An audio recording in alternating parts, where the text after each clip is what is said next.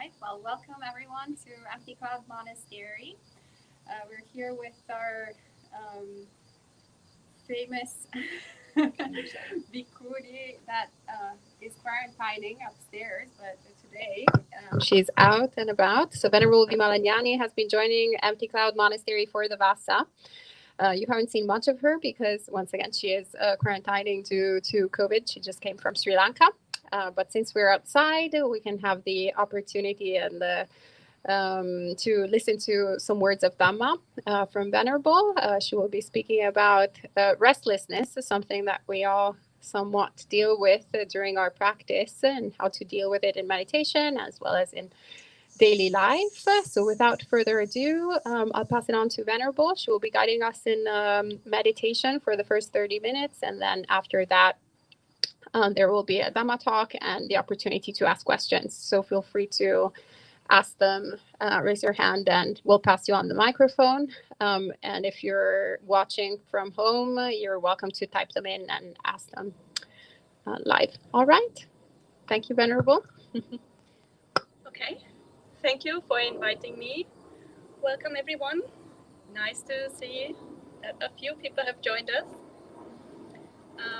And welcome to everybody who is online. My name is Aya Vimalanyani, as Aya Suma just mentioned. This is my first Dhamma talk on the channel, and my first Dhamma talk live here with a live audience. So I will say a few words about me, but first I would like to invite everyone to do a meditation with me together. Just so that people who have come in from outside, that you can, wind down, relax, and, find back to yourself, center yourself. And then I think when our mind is properly prepared, we can talk a little bit. And so we will do 30 minutes of meditation. And I invite you all to sit in a comfortable position, upright, if you can, as upright as is comfortable. Close your eyes.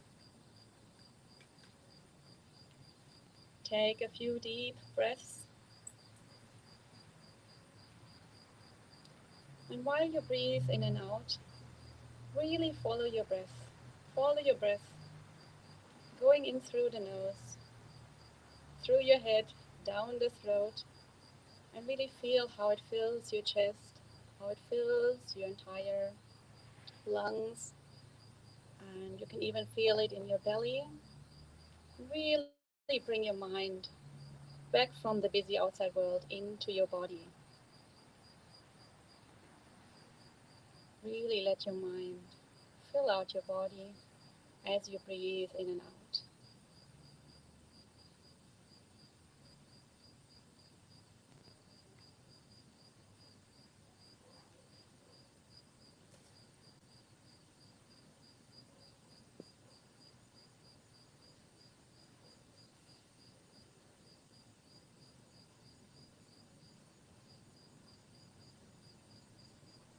As we begin our meditation, it is important that we really deeply ground our mind inside our body, because our body is our immediate experience of the present moment. So now we will take a few minutes to just go through our body and make sure that we can feel all the different parts of our body. We will start with the crown of our head, so please bring your attention to the crown of your head. See if you can feel any sensation there, anything at all, just to make sure that you can feel this part of the body, that is not numb, that is not tense, it's not uncomfortable.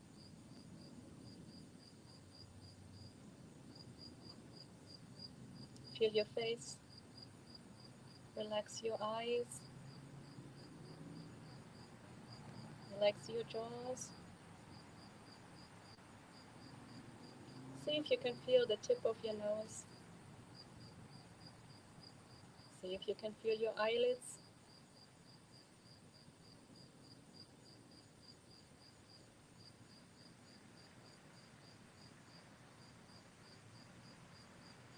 And as we now go through our body, we might encounter areas that are very tense, that are somewhat painful, or that might be numb, which we cannot feel at all.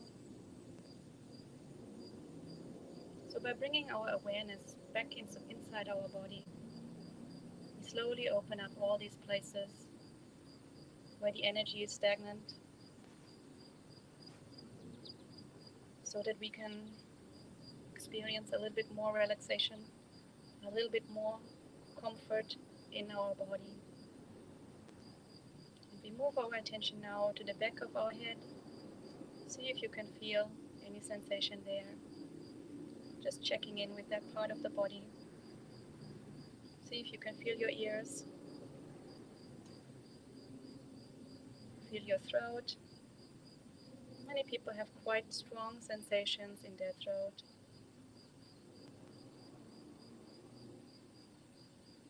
And the back of your neck, there might be quite a few tensions. Try to relax it a little bit more.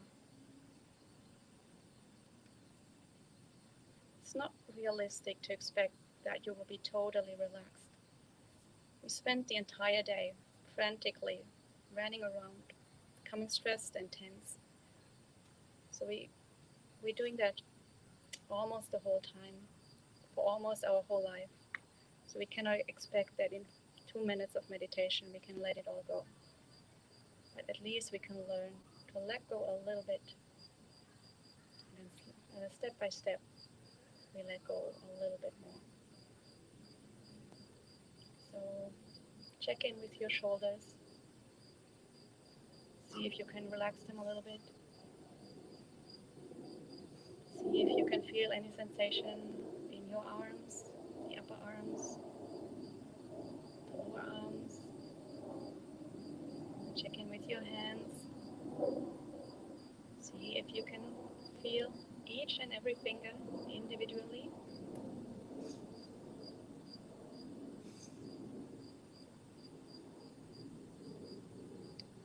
Now move your attention to the chest area. Many people feel a lot of constriction around the heart, or the area might be numb entirely and you can't feel anything at all there, or strong emotions might be coming up. Just witness what is happening. Just feel your body as it is in this present moment.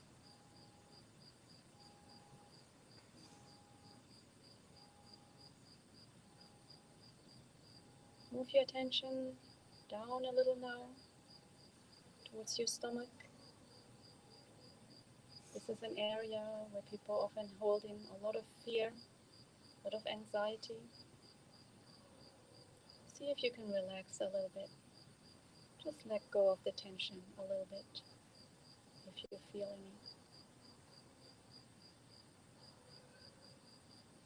Move down into your lower belly. Again, this is an area where we hold in a lot of insecurities, a lot of shame.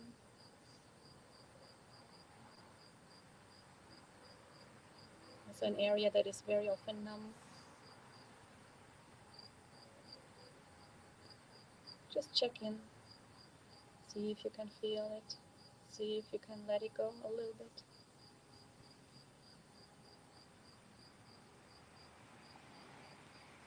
See how your hips feel. Are they already getting a little bit painful from sitting for 5 minutes? See if you can make them more comfortable.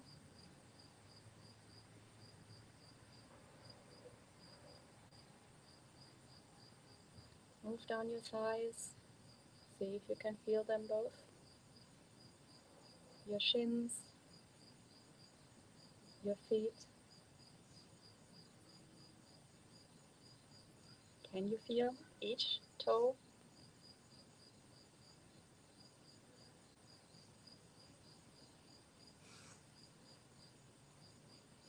And now direct your attention towards your whole body.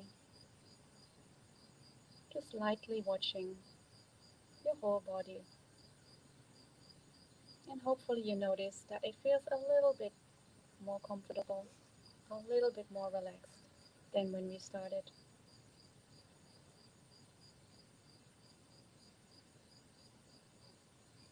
Just keep your attention there and really notice that feeling of relaxation. Because when you consciously notice that feeling, it will be easier for you to bring it up again next time. And step by step, slowly, we can build up a deeper and deeper sense of well-being.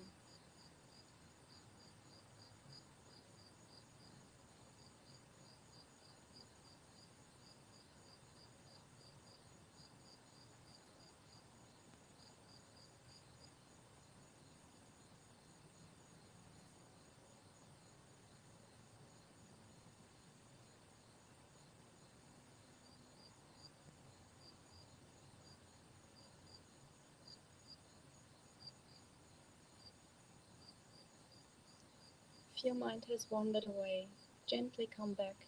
Bring your mind back into your body.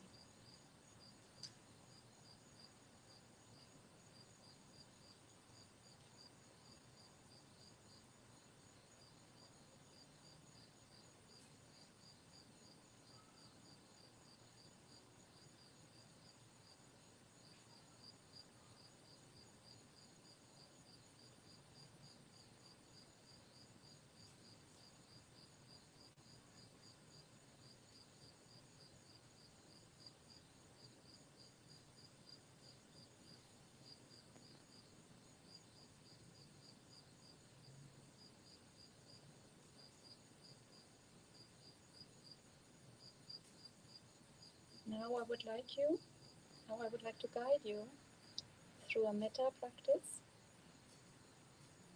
And we are not using any of the traditional methods. We are not going to use any verbal affirmations of metta.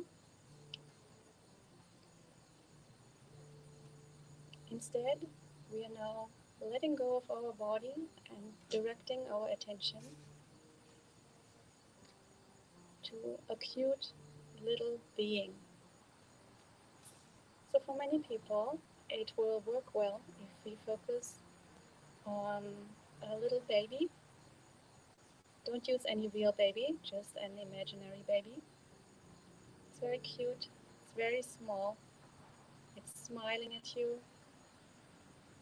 it's waving its little hands, and obviously very delighted to see you. If a baby doesn't work for you, use something else. You could try a puppy or a kitten with very big eyes, still a little bit clumsy, a little bit uncoordinated, but very enthusiastic to see you and to play with you. Or if that doesn't work, you can use anything else, a baby koala bear, a baby dolphin, anything at all that you think is cute, is lovable, and that will immediately touch your heart. Just focus on your metta being. Focus on how it is very cute, how it is delighted to see you, and feel how the warm, loving sensation starts to well up in your heart, in your mind.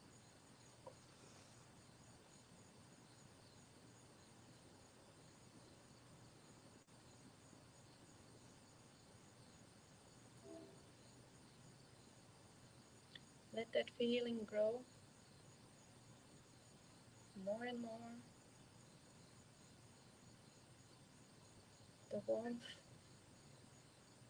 the joy in your heart, the friendliness, the goodwill towards that little cute being.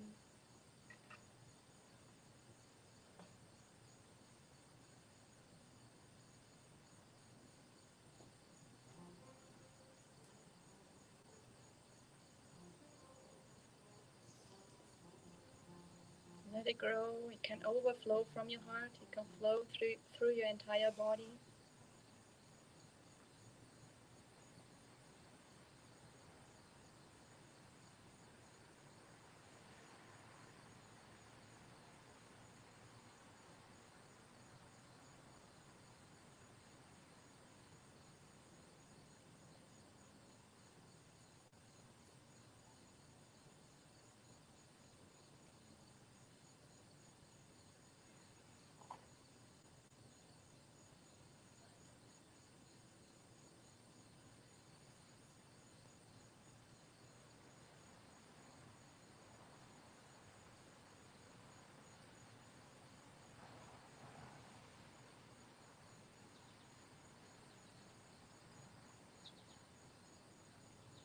If your feeling of metta is still a little bit weak, keep on focusing on your metta being.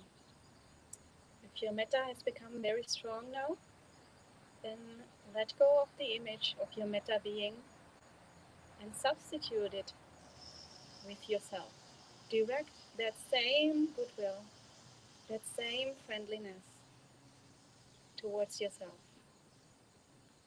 Really feel all the love that you just had for that being. Feel that towards yourself.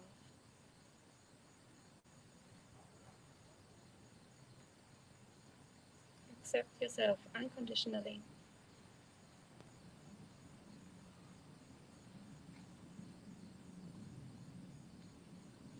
If the feeling of metta is now fading away, go back to your metta being and try again later. If you can feel that metta towards yourself, keep on making it stronger. Feel it flowing through your entire body.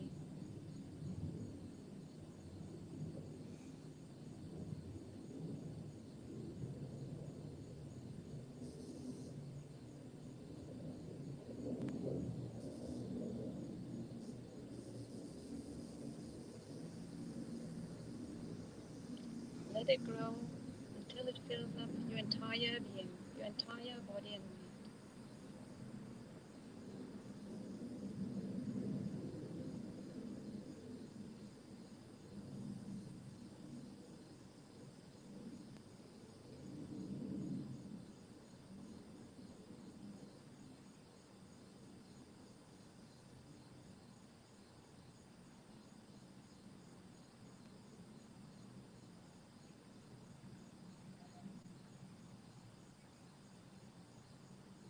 If your metta is getting very strong, it might feel like the borders of your body, your skin, are dissolving, and there's just one big cloud of metta radiating out into infinity. You might feel like you yourself are somehow dissolving. Don't be afraid, that's entirely normal. Just let it happen.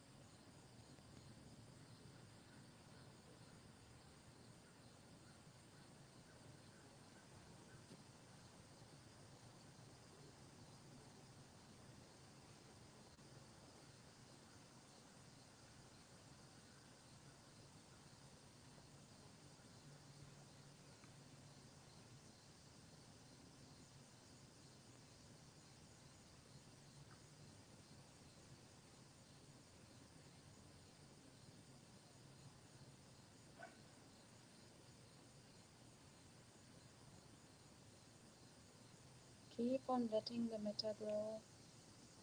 Keep on letting it flow out from your heart, through your entire body and mind.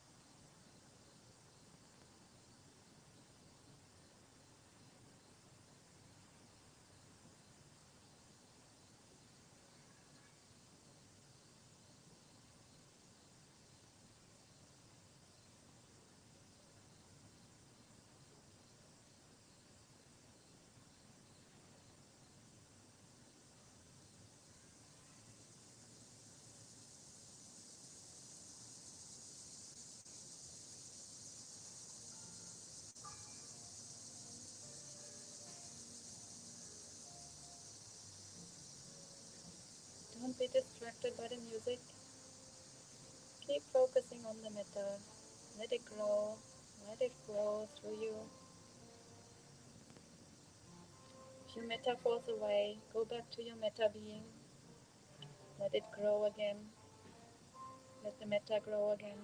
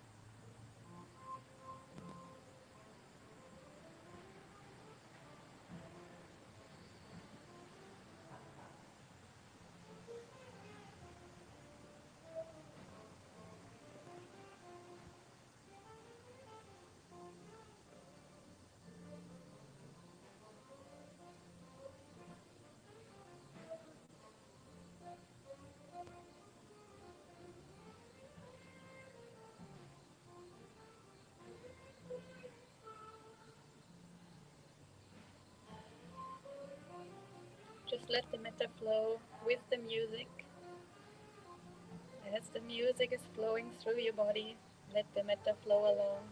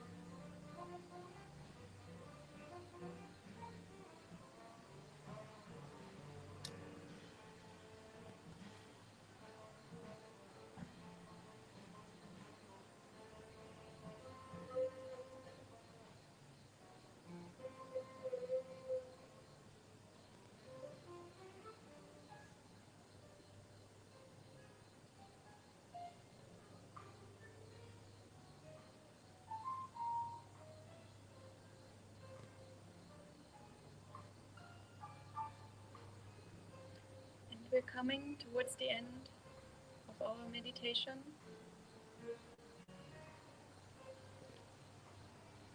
Again, really direct your mind to feeling the metta. Consciously feel that metta again. The more you get familiar with this feeling, the easier it will be to let it rise up again next time.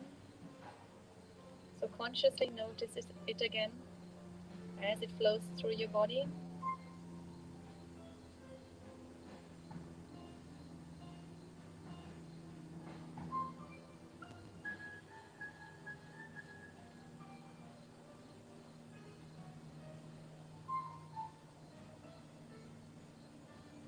And then we are letting the feeling fade away and focus back on our breath.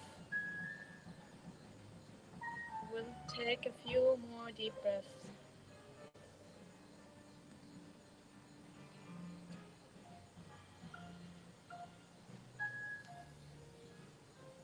And then we can slowly come out of meditation and open our eyes.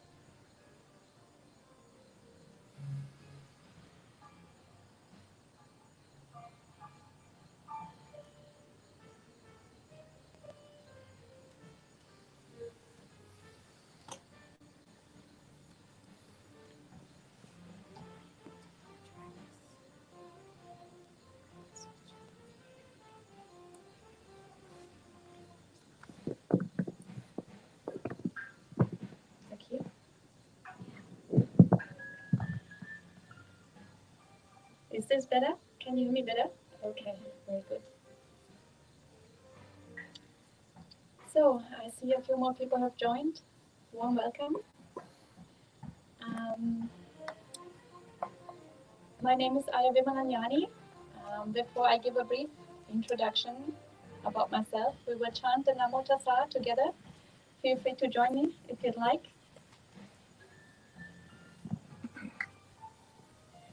Namo Tassa Bhagavato Arahato Samma Sambuddhassa.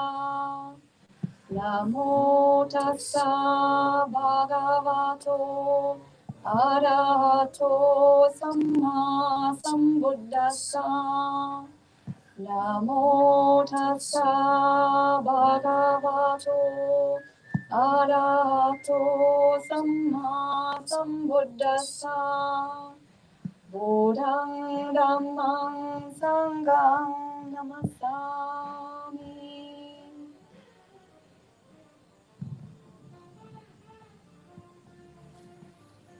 So today we are practicing under more difficult conditions. We are having a special concert next door, it seems, in the park. But anyway, we're going to make the best of it. So today's talk is titled From Agitation to Serenity. But first of all, this is my first talk here at Empty Cloud Monastery. So I will give a brief introduction to myself. So my name is Aya Vimalanyani. I think most people can hear from my accent that I'm from Germany. I am here at Empty Cloud for the Vassa retreat. This is a 3-month retreat. That is a traditional thing that Buddhist monastics undertake every year. The tradition goes back to the Buddha's time. And in the Buddha's time, of course, the Sangha was a Sangha of wandering mendicants. So they were not permanently staying in established buildings like this one here. They were just wandering from place to place. And of course, in India, there is a monsoon season. And in the monsoon season, there's a lot of rain and the rivers swell up. So you can't cross them. And the paths all get swampy. So you can't walk around. So the Buddha told his monastics to settle down for 3 months during this monsoon season. And of course, that then became a special occasion for people to live more closely together in community and to undertake special practices, maybe go and learn with a teacher, learn a new meditation technique or something about the sutras, the Buddha's discourses, or about the monastic law. So it was just a special occasion to deepen your practice and to learn something new and to practice the skills that you need to live harmoniously together in a community, which is not easy. And not everybody in a monastery is fully enlightened. So people still bring all their defilements from the lay life and from previous lives. And so living together harmoniously in a community is not that easy. And I've just lost my page. So this is a special opportunity, and maybe I should briefly introduce where I was before. Before I came to Empty Cloud, I've been in Sri Lanka for 2.5 years. And in Sri Lanka, my situation is very different from here. So in Sri Lanka, I live in a forest hermitage, and I have my own kuti. A kuti is a small cabin.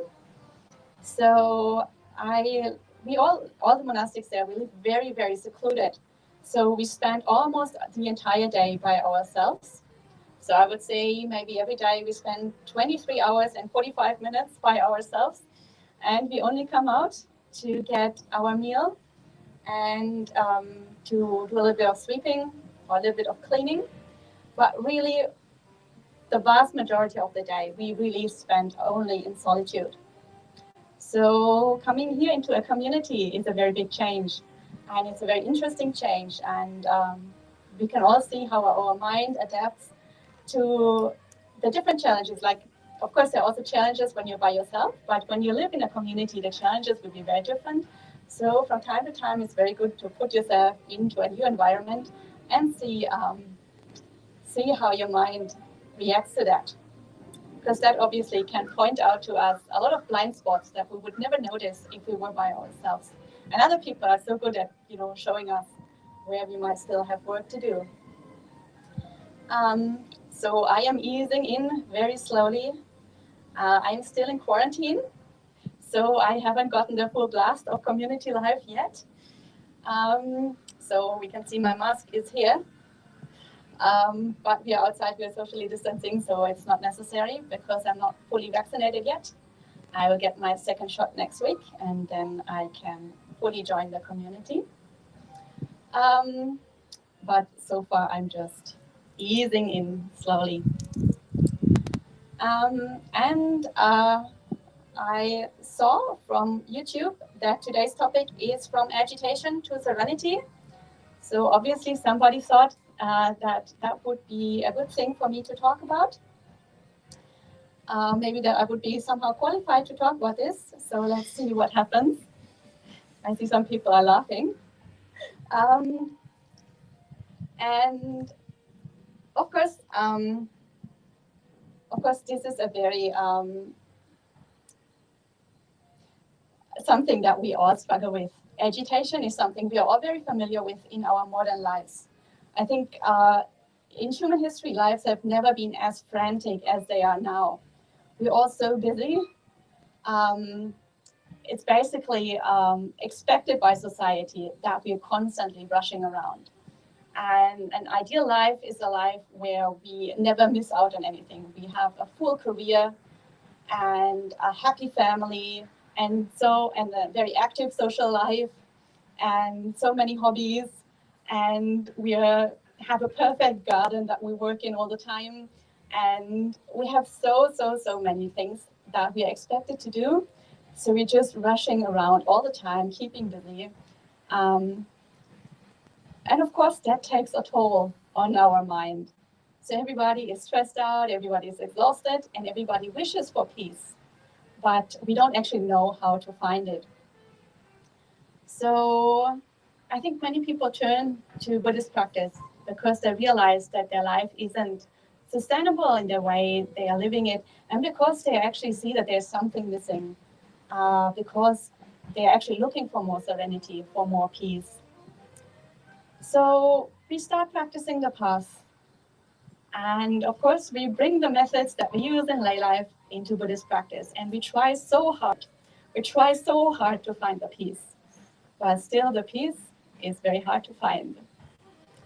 And why is it so hard to find? And I think it's so difficult to find peace because we are not at peace within ourselves. We are not that content with ourselves. We are very critical, we are very perfectionist, we constantly point out all our mistakes to ourselves, we constantly criticize ourselves, put ourselves down, we always think we're not enough, we don't have enough, we have to improve ourselves. So we're not that content with our lives, and we're not that content also with the people around us. And we have these fault-finding minds all the time, and that brings all this agitation and doesn't let us settle down. So this is something we experience very strongly when we meditate. We're seeking peace, but actually when we try to go inside our body, we feel so uncomfortable. So it's very hard to sit still for a few minutes. The body is always shifting around. There's an itch here, you want to scratch there. You want to move your legs and something starts to ache. And the mind also is the same. The mind brings this busy energy from outside, and the mind keeps on running around. The mind is very difficult to calm down. So we feel very uncomfortable in our skin. And in our modern times, we have a lot of words for those feelings. And those are words that we don't really find in early sources of Buddhism. We don't really find that in the text. The Buddha didn't really speak about this. So words like self-hate, self-doubt, insecurities, feeling shameful, feeling ashamed of oneself, low self-esteem, and then we have all kinds of other words like imposter syndrome, where we really feel we're not good enough, we're just faking it. And we're constantly wondering about other people's opinions. So our mind constantly goes out to other people and wondering what others are thinking of us. The mind doesn't stay within our own body. So constantly we are looking to other people to tell us that our life is okay, that we are okay. We constantly need approval from others. Some people constantly need approval from others, so it's very important to them to socialize. And other people are exactly the opposite. So some people, they fear rejection from others. They also want approval, but they think they're not going to get it, so they are very fearful of rejection from others. So they keep away from everything. They withdraw into their own shell, and for them it's challenging even to interact with other people because they constantly feel that they might be rejected. And that is because we don't love ourselves, because we ourselves are not enough for ourselves. So if you want to feel more peace in your life, then if we want to feel more peace in our lives, then we really need to learn to be at peace within ourselves. And to do that, we need to learn how to love ourselves unconditionally, how to accept ourselves unconditionally, even if we're not perfect, even if we make mistakes. So the whole practice actually is about becoming our own best friend. So somebody who doesn't put us down, doesn't constantly find fault with us. So when we learn to be at peace within ourselves, then we no longer need that much approval from others. We no longer constantly are needy and greedy for other people's attention. And that means we can also bring peace to other people's lives because we don't constantly need stuff, approval, attention from other people. So that also means that we no longer need to deceive other people. So in our modern lives, it is very common for us to build up these smoke screens of delusions to project an image to the outside that isn't our actual self. We try to appear more perfect than we actually are. We make it seem like our whole life is just one Instagram story. Everything looks perfect. We always look perfect. We can't even go out at 6 o'clock in the morning to buy, a loaf of bread for our breakfast without, spending 1 hour doing our makeup and our hair. Because the, cashier in the supermarket might think something badly of us if we don't look perfect. So we are constantly under this stress and constantly under this impulse to create an image that isn't our actual self. So constantly, strengthening the delusion that we create around our life, just to meet what we think are the expectations of others. But the other people might not even expect that of us. They probably don't even care that much. So learning to love ourselves unconditionally is something that's immensely beneficial for ourselves, but it will also be immensely beneficial for the entire community around us. Because when we are able to totally open up our heart to ourselves, then all the boundaries fall away. When the heart is fully open, we are fully open towards ourselves, but we are also fully open, fully accepting of everybody around us. So other people are also no longer under any pressure to live up to our expectations. And we are giving other people the peace and the freedom to be the way that they want to be.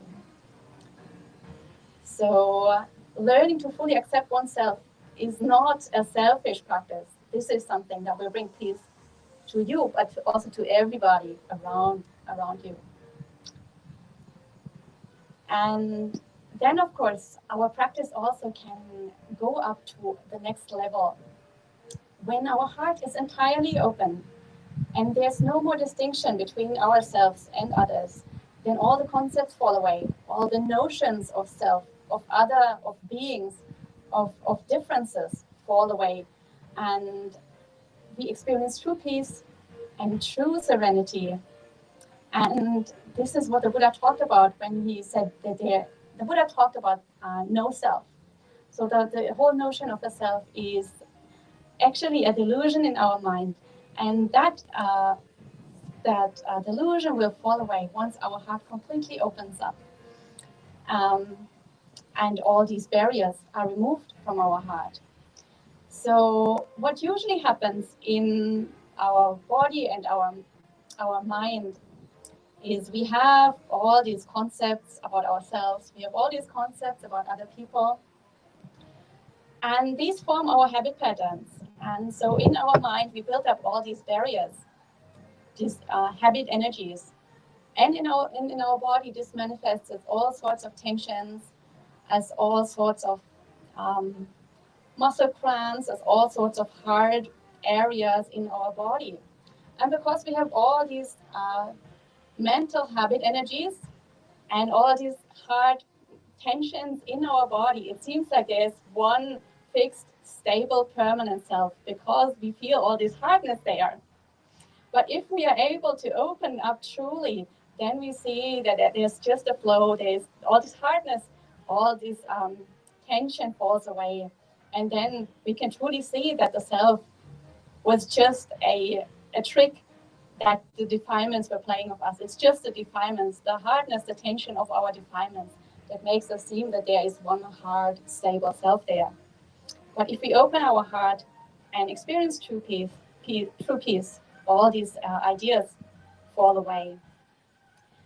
So we know that Buddhism is called a religion of wisdom and compassion, or a practice, if you don't like the word religion, then a practice of wisdom and compassion. And sometimes we can have the idea that metta is just a preliminary practice, just for beginners who can't really do the proper thing, who can't really make the deep insights. But actually, if you really practice metta all the way and your heart truly, truly opens up, then these deep, profound insights into no self will come to you automatically. So metta is a very, very profound practice. It can take you very far, it can take you all the way. Usually metta is considered more of a samatha practice, a practice that leads to calm and to peacefulness. But actually, it's very much also connected with insights. And once you get to a deep state of peace, the insights will naturally arise in your mind. So you don't have to worry that metta is just something for beginners. It's really something that can take you very far. It can take you very, very deep. It's a very, very profound practice on the path. And I would also like to say a few words about the meditation method for metta that I have just introduced. As you might have noticed, this is not one of the traditional practices for metta. So the traditional practices for metta, usually they start with, there are different ways of traditionally practicing metta. One common method is to focus on a loved one first, and then to move towards a neutral person, and then to move towards an enemy. Or another practice is to start with your family first, to practice metta towards your family, and then move out to practice metta towards everybody in your city, everybody in your country, everybody in the world, and then every being in the universe. But one thing that's really missing is, a deep foundation of metta practice towards yourself. And the reason why I think that is missing in the traditional practices is because we live in a society that is extremely fragmented, where we constantly live in our heads, where we have lost contact with our body. And as a result, we are really feeling very uncomfortable in our body. And we don't naturally feel a feeling of metta towards ourselves. Many people are not easily able to feel goodwill towards themselves. Many people rather constantly criticize themselves and put themselves down. And that's not something that was traditionally very common. That's not something that's common in traditional societies. So in traditional societies, where life is much slower and where people do much more work with their physical work with their body, they're naturally much more embodied, and they naturally have a much more positive relationship towards their body. But we have lost that in our modern society. So for us, it's very, very important that we start with ourselves. Because if you don't like yourself, then you can't truly like others, because the feeling of metta is generated inside your own body, inside your own heart. So if you can't be comfortable in your body and you can't be comfortable in your mind, you can't generate a true feeling of metta. So doing self-metta, I think, is extremely important, an extremely important foundation for metta practice. And again, this is not a preliminary practice. You can do self-metta for many, many, many years. It can even take you all the way, because as I mentioned, if it gets really strong in your body, all the barriers can dissolve, and there is no more difference between you and other people. You don't have those notions of separate beings anymore. So practicing very strong self-metta will naturally overflow into metta for unlimited metta for the entire world, for the entire universe. So it can seem very selfish to us if we practice self-metta. I think many people have a very strong mental barrier to direct metta towards themselves. And that's again something that comes from modern societies, especially societies that are based on the Christian religion. And of course, in modern societies, there are plenty of people who are not Christian, but the Christian values have somehow seeped into the fabric of our societies. So a lot of even secular values are somehow based in Christian ideas.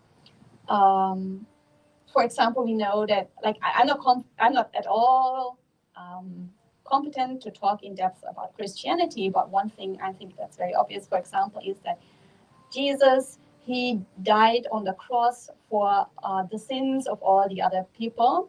So he sacrificed himself to rescue everyone else. And for us, that is something that is admired, to sacrifice oneself and to help other people.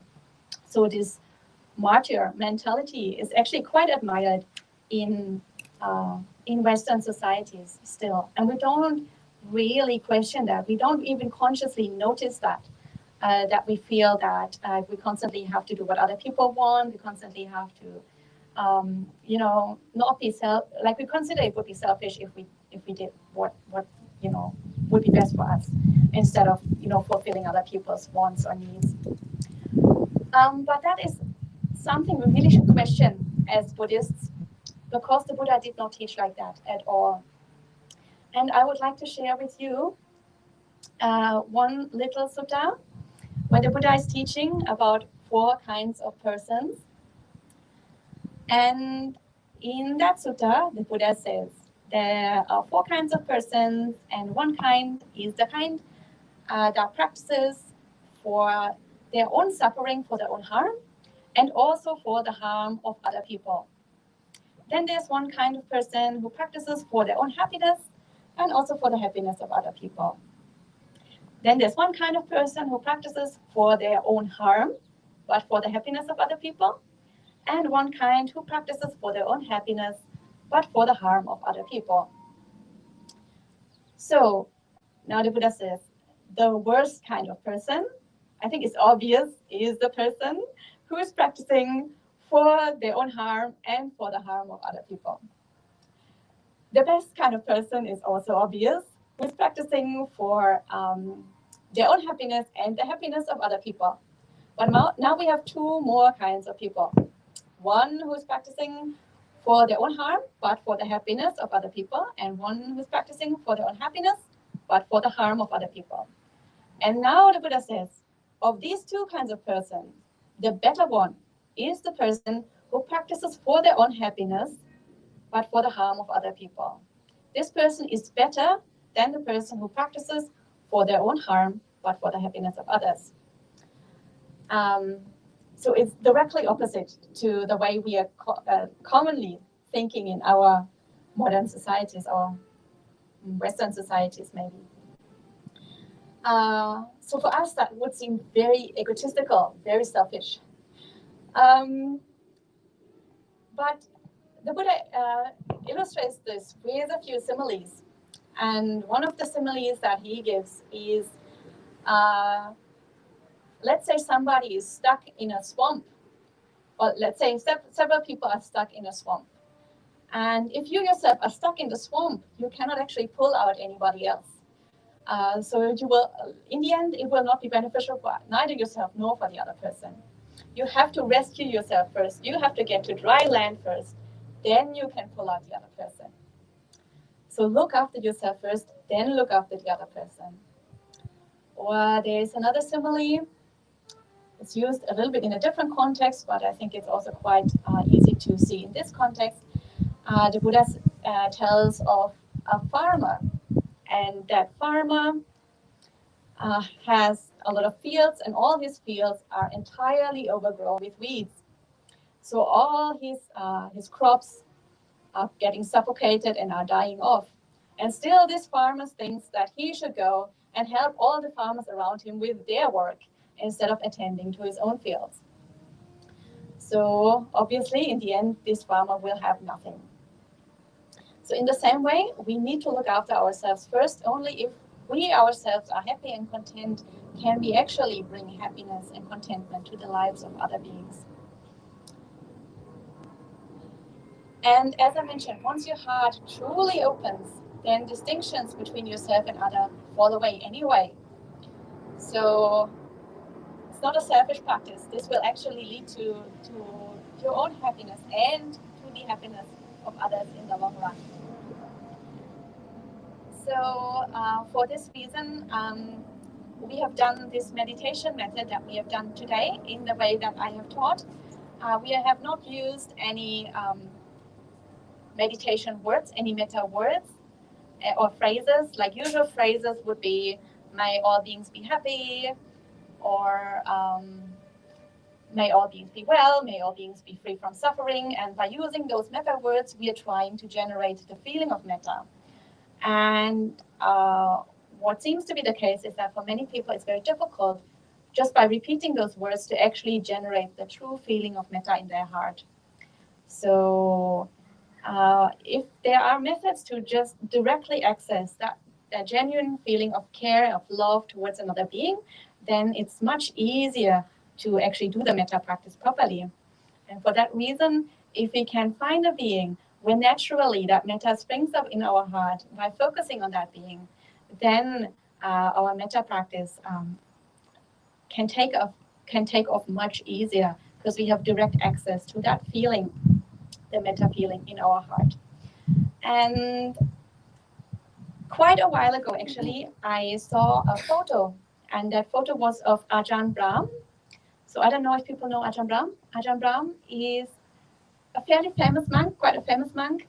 He is an English monk, but he lives in Australia. I think he's been living in Australia for almost 40 years. And he's also regularly teaching metta meditation. So I saw this picture of him, and he's quite a chubby monk. And there was a picture of him holding a teddy bear. And, that teddy bear, it was a really, really large teddy bear. Like, Ajahn Brahm is quite chubby, but that teddy bear was almost as big as Ajahn Brahm. And that photo was taken at a retreat that he was leading, and he was guiding people through a metta meditation. And because he also knows that it's difficult for people to feel metta if they just use the words, he brought that teddy bear, and he told people to just direct the metta towards the teddy bear. Because a teddy bear is a very uncomplicated object. If you use a live person, like say a loved one or so on, sometimes you can have quite conflicted relationships even with a loved one. But nobody has a conflicted relationship with a teddy bear. So he was suggesting to people to use that teddy bear. And then I got the idea to just use any being that people can connect with well. So everybody can create their own perfect meta object, their own perfect meta being, and their own personalized meta being also, because I think that will be slightly different from person to person to really have the direct connection from your heart and to really be able to bring that meta feeling up, hopefully in the easiest way possible. So, and that feeling that you have for this being, this very uncomplicated, loving, kind feeling, is the feeling that you need to develop for yourself.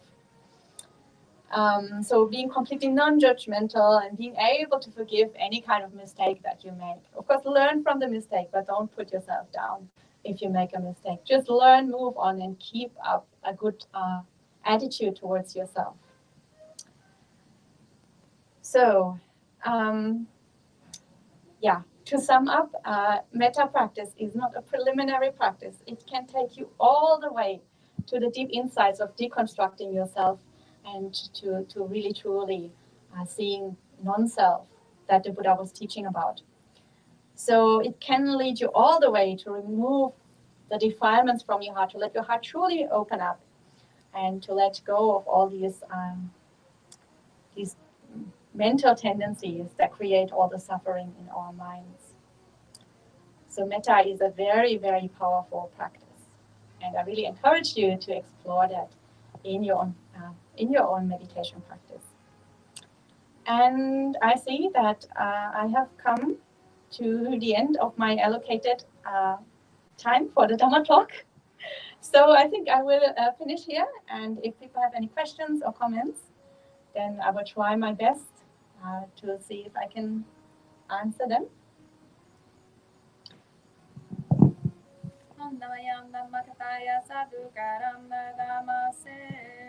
Sadhu, sadhu, sadhu, anumodami.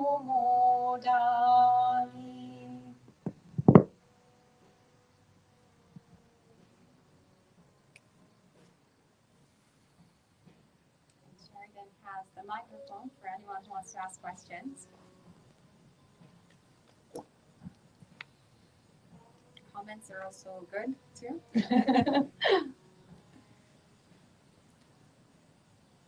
There's a comment online that today was Ajahn Brahm's 70th birthday. Yes. Yeah. Happy birthday, Ajahn Brahm. I don't think he's watching though. Thank you very much for that. Do you want to use the mic? I don't think so. Is it okay? Can you hear me? Sure. For online? Maybe. You want me to? Yeah, I think it's good. Thank you very much for that. It's a comment, it's not a question. I was just struck by the idea of how far apart my heart feels towards the meta object and how it feels towards myself. And like that sort of just created, I love the visual idea of it, of feeling it, the visual, and then just having a natural reaction. And it's almost a little bit for me of a, I don't know, it's like a path to say, okay, like let's just work on narrowing those two poles, like they're so polar opposite, and it would just be nice to start to bring them closer together. So I just appreciated that. Yeah, I think you make a very good point, and I think this is also an insight that we make. Again, here we see that metta isn't only just a samatha practice, only a tranquility practice. It's also a practice that gives us insight into how our mind works and how, like, we see how much we are putting ourselves down compared to what we could do to us, like how beautiful we could relate to ourselves. So, but if we don't see the goal, then we can't walk the path. So, just seeing what could theoretically be possible, I think is so helpful to, also generate the motivation to actually try walking that path.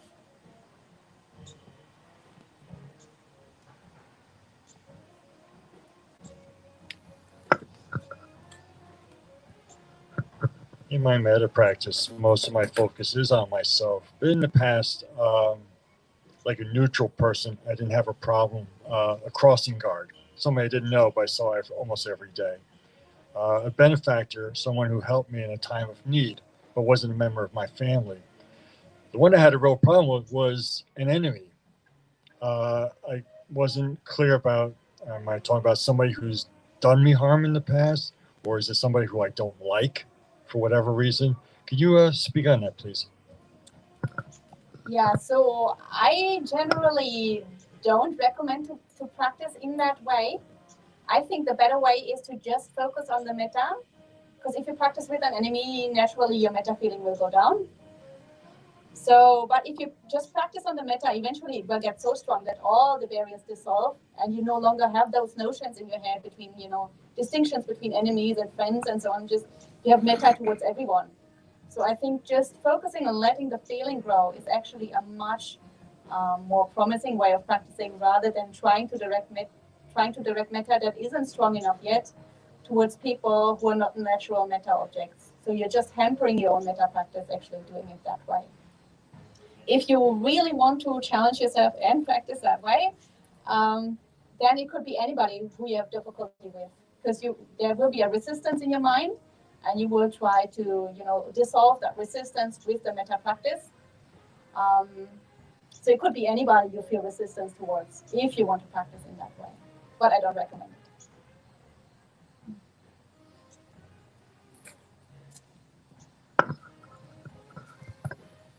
This is a question from online from Derek Chitta Kamara. Venerable, how does metta lead to dispassion? Metta is a very, very, very positive, nice feeling. So it makes us very content. If you have true metta, you can just sit here and bliss out. So you no longer have any craving for anything outside because you're so content inside yourself. So naturally, you become dispassionate to all outside objects because your metta inside is so blissful, so strong that everything outside kind of loses its attraction. And so if your metta really takes off and really becomes strong, I think dispassion is quite a natural consequence of that practice.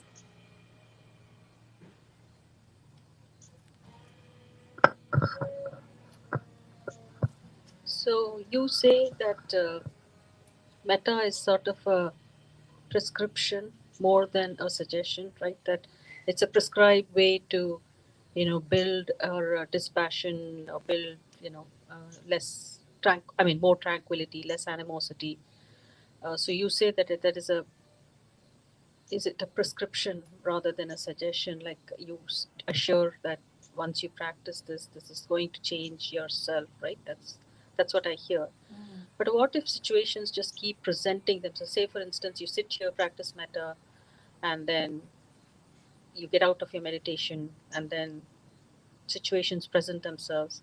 So do you go right back in, or what do you do? How while you're practicing to get to that point of where you have no dispassion, you're very equanimous and all that.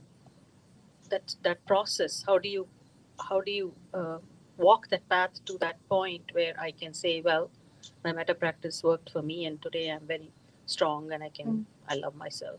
Nothing bothers me. The path is so hard to walk. How do you get there? When do you get there? How much of meditation is required for that? Because you love yourself, but there is somebody who says you're not good enough.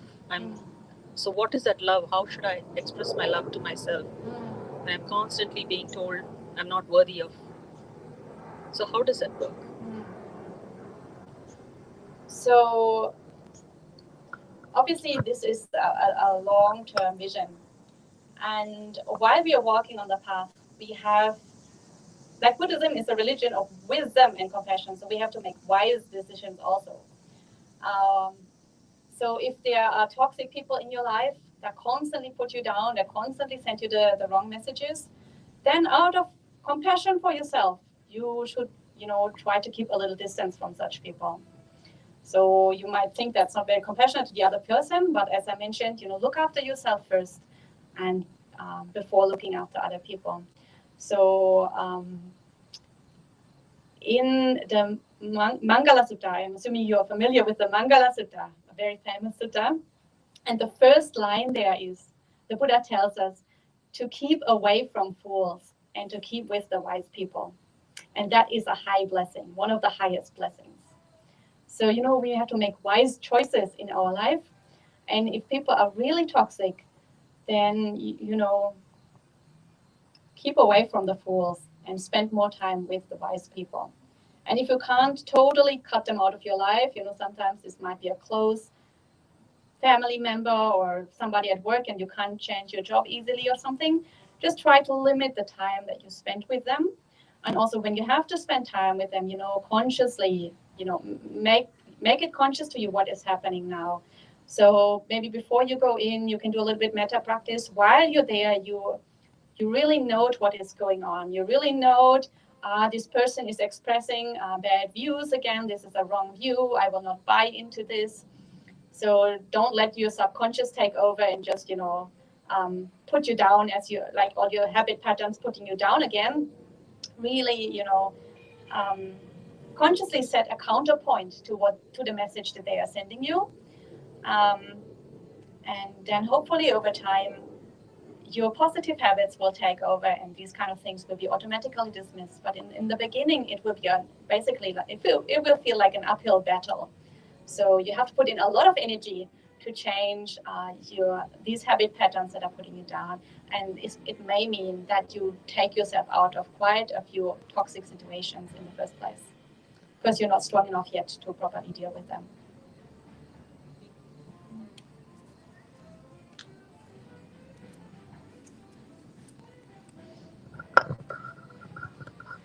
I was curious about when you said that in a lot of traditional societies, people have less self-hate. I was curious about why you think that is.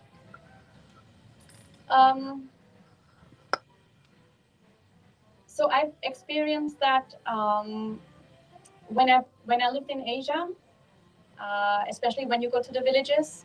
The hermitage where I'm living now is in a village.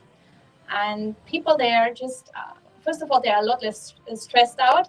Their lives are much more simple. They are much more embodied because they do a lot more physical work. Their education system doesn't constantly train them to be in their head. And they're not so much under the influence of outside media who constantly tell you that you need to consume more, that you need to buy more, that you're not good enough, that you need to improve yourself. So all these outside messages are much less present in their lives. And generally, there's also a very strong feeling of community. So people helping each other, people being there for each other.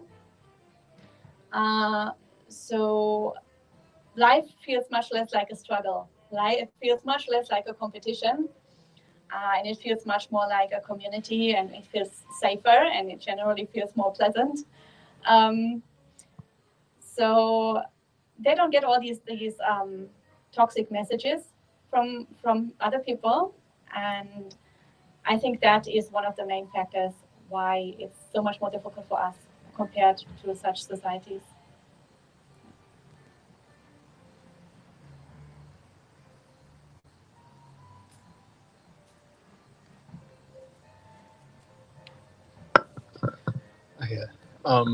Thank you for the talk. And I have struggled in my metta practice with loving kindness for myself, and it's gotten a little better, tiny bit, but it's always been like I've done loving kindness for enemies, and I can sustain that for a long time, and I usually save myself for last because then it just immediately peters out. Like I said, it's been better, but do you think there are any practices that can, maybe outside of metta or maybe different ways of approaching metta that can start to break down the conditions for that to happen, that can support loving kindness for oneself that might not be so obvious? So it's interesting because I've made exactly the same experience where, it was when I used the traditional methods of practicing for a loved one, a neutral person, an enemy, and then maybe for myself last. Even practicing for an enemy wasn't that difficult.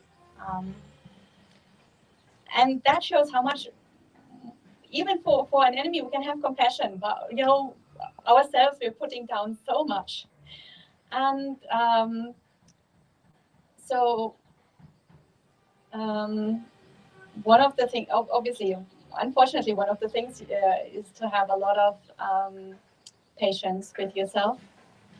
Also, actively put yourself in situations where you are surrounded by supportive people. In positive environments, where, like as the Buddha said, keep away from fools, but stay with the wise people. People who are going to be supportive of your development, people who are not putting you down. And then do things that you're good at. Things that you enjoy, things that make you feel good. Even if it might seem a little bit un-Buddhist, maybe there's a specific music that you like that makes you feel better. Or maybe you like drawing, or you like creative writing, or anything basically that, or maybe even if you're not good at, but sometimes it can, if you learn about creative writing, for example, that can be a way to express the negative emotions that are stuck inside. So it's important to let these emotions come up and to really acknowledge them. Don't suppress them, acknowledge them. And if it's difficult because they're so suppressed, then sometimes it can be very difficult to access them with our conscious mind. Like if we just look inside and try to see what emotion is there, then usually we don't see much. But if you have a process to bypass your logical mind and to directly deal with emotions through drawing, for example, or any kind of creative project, then that can be a method to sort of shake them up a little bit so that they can float up to the surface and become a little bit more easy to see. And in that way, you can acknowledge them and then sort of slowly let them go. And yeah, just do things that are, pleasant for you, to, have that actually positive feeling in your body. And when you do that, don't blindly do it, but do it very consciously and, focus on the positive feeling and really, consciously note, this is how my body feels now. And this is how it could be. And when you do that consciously, then that feeling can grow. And next time you try again, it will be easier for it to come up. So, but yeah, it might be a long path.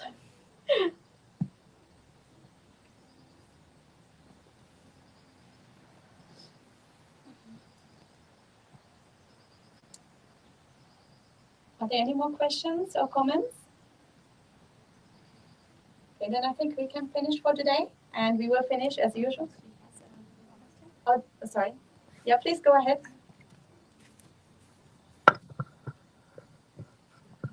It will just be a comment. For my own experience, or maybe I could get some advice to handle it better. I'm starting to recognize much more when I go through stages of self-criticism. I'm thinking right now, chiefly family, or I catch myself that I'm actually falling into these roles of making myself small, so the others, family members, don't kick me out, don't love me, don't desert me. Maybe that's a very common thing, or maybe not. Fear, with even with the former employment, I played this. I was sort of dishonest about. Not really. I didn't even recognize. I fell into these small roles. It looked to me, oh, here I'm bad again. Here I'm small again. But eventually, I'm finding out. I'm putting myself back into these roles, so I'm treated better. I don't know if that is maybe it's just my habits that I developed because I did grow up in situations where there was danger of abandonment any time. Anyway, that's one comment. I think it's a fairly common experience. I think even especially among women, this is quite common. Trying not to challenge other people, because that's why we fall back into traditional roles and we don't, take strong positions and stuff. Because we feel more insecure, we feel physically weaker, so we don't want to provoke conflict. And that's why we make ourselves small, so that we don't appear as a danger to challenge other people. But it's very good that you notice this. If this is a blind spot for people, then they can't actually change anything. But you have noticed it's no longer a blind spot for you, so you can actually undertake practices to change that and to become more self-confident and to express yourself more openly. Because actually it's quite important that we are confident and that we are able to express our own personality. And so that we can live our own lives and we don't constantly live the life that other people expect of us. It's also more sincere. Yeah, of course. Much more truthful, you're creating much less delusion in the world, much less delusion in your own world, much less delusion in the lives of other people around you. So definitely very important.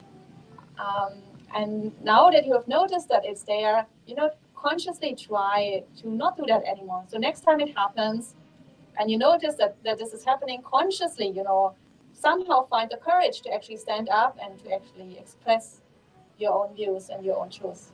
And that might be difficult because, finding that courage isn't easy. But, the path isn't easy. The path needs a lot of courage. So, this is a practice. You might not be perfect the first time you try. So, just try again.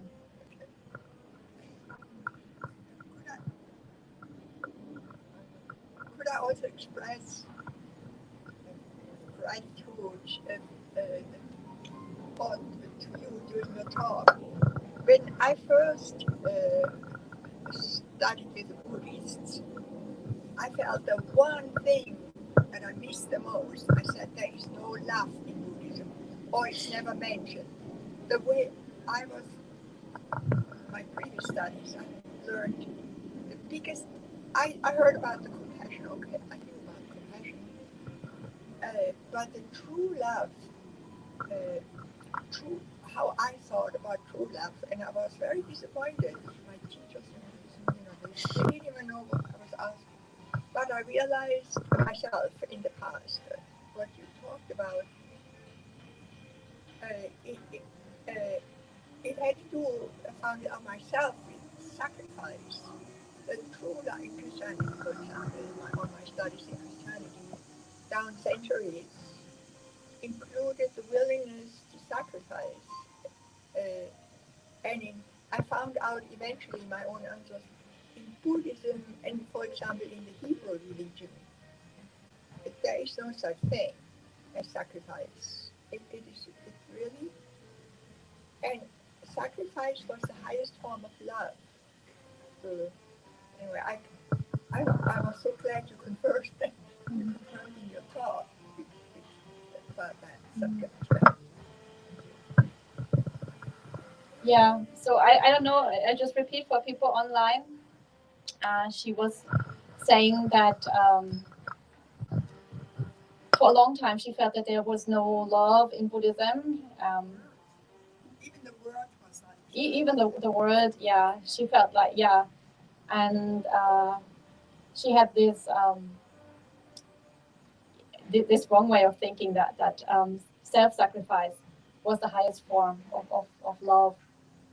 And I think it's something that quite a few people experience, especially in Theravada Buddhism. The traditional way of teaching in Theravada Buddhism can be quite ascetic, can be quite harsh, and it can seem like there's just a lone hermit on a mountain, and we don't really practice in a community, and we don't have to relate to other people. I think one reason for that is that Theravada practice was a little bit out of balance because we were missing parts of the Sangha, especially we didn't have female renunciates for a long time in Theravada Buddhism. We didn't have female renunciates for more than 1,000 years. in Theravada Buddhism, and it's only in the last few decades that we actually did revive the Bhikkhuni order. And when you have a gender balance that is so much out of balance, it becomes clear that values that are more male, traditionally male gendered, become more glorified, and the more female gendered values become sort of left aside. So traditionally, the more social interaction, like the social interaction is more like a female gender value. So it's very difficult. Like if a monk were to teach a lot about that, people would start to look down on him and sort of think that he's not a real man. So now that the gender balance is there more, I think all these teachings are coming up much more. So even now we see a lot of monks, male monks, also teaching about these kind of things. I think in the last few decades, this has really, really changed. This has really had a very big impact on how the teaching is presented, both by the female and the male monks.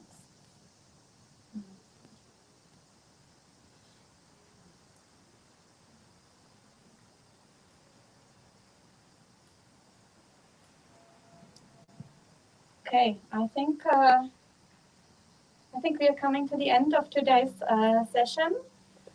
So we will end as usual with 3 sadhus, and feel free to join me if you like. Sadhu, sadhu, sadhu.